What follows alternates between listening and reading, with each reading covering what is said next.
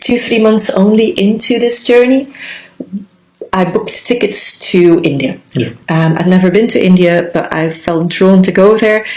But it was a travel booked for about a year ahead. Okay. And so I ended up going to India, and I have to think dates. November 2019. Am I saying November 2009? We're 2022, yeah. yes. November 2009. Flew to Delhi, got on a train to Amritsar, Sahib. Yeah. And that was the first stop, basically. And so, it being November, I arrived there just in time for Gurupurab, Guru Nanak Dev Ji's Gurupurab. And by this time, I was reading Japjeet Sahib in the morning, I was doing Simran, I was doing Mool Mantra Simran, I had a little bit more knowledge. I was wearing a kara, I wasn't wearing a turban. But I felt cool to go to Amritsar Sahib. And so I arrived there with a friend. And ended up staying there for a week because it was also just at that time, 1984. It must have been end October, beginning of November. Yeah.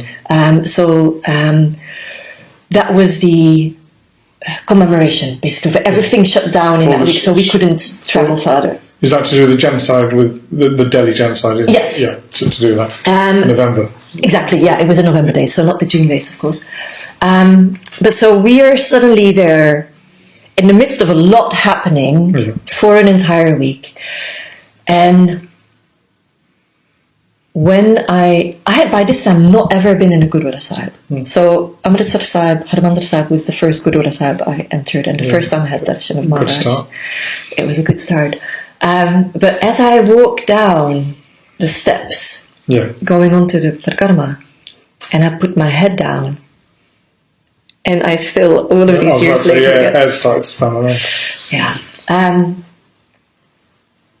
I cannot explain what happened there, but the only explanation I can give, or the only way I can describe it, is like I melted into something. I cried, and I didn't stop crying for 2 days. I could not stop crying.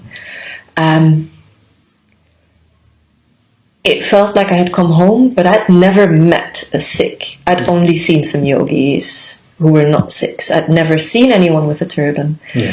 And yet it felt like I'd come home. It was very overwhelming. It was very emotional.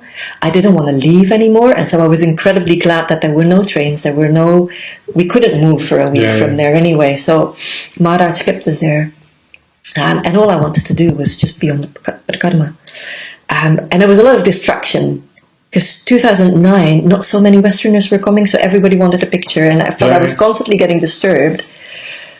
Yet there was this feeling of, I need to figure out what this is. I have no idea what this is, but I need to figure it out. And so this was before the whole surrounding streets were redone, right? And so I had this the words I've used to describe how it felt was, someone gave me something to drink, and I didn't even know I was thirsty. Because up until that time, even though I had started doing Japjeet Sahib and Mool Mantra Simran and Waheguru Simran, I didn't believe in reincarnation. I was still uncomfortable with the whole God idea. And so a conversation about God was still not a comfortable one for me to have, because I'd gone so long, since 14 years old, basically. And yet something there was so profound. And the friend I'd gone with was on this whole spiritual search for his whole life, and never really found where he belonged. Was exploring Buddhism, was exploring Taoism.